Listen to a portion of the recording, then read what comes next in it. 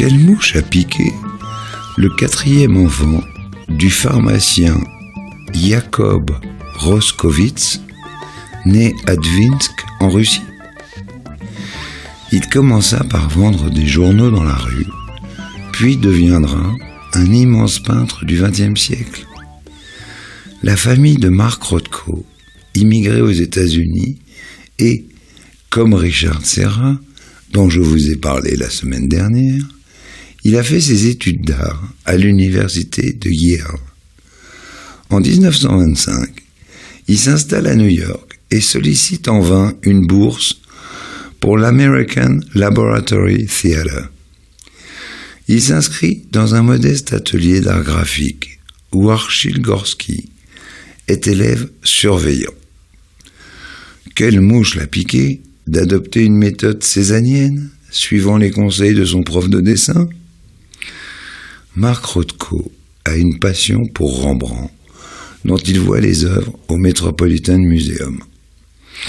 Fin 1937, il rencontre à un petit déjeuner de noces un immense artiste américain, Barnett Newman.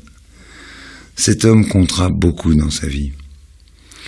En 1949, il se lance dans l'abstraction avec ses premiers aplats de couleurs. Un jour, lors d'une rencontre avec le cinéaste italien Michelangelo Antonioni, visitant son atelier, lui a dit « Cher ami, nous partageons le même sujet, le néant. » Le problème pictural que Rothko soulève ne concerne pas l'apparence des choses.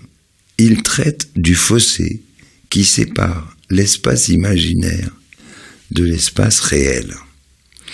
C'est une énorme nuance. Quelle mouche a piqué cette famille américaine au nom français, les de Menhir, de commander en 1964 un lieu de culte à Mark Rothko? Ce chef-d'œuvre sortira de terre à Houston, au Texas, à proximité de la Menil Collection, le musée qui abrite la fameuse collection de ces mécènes franco-américains. L'artiste réalisa 14 peintures noires à petites variantes de couleurs et Philip Johnson, célèbre architecte américain, créa la boîte.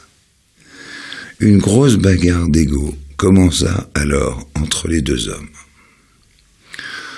En face de la chapelle trône une sculpture de Barnett Newman, Broken Obelisk.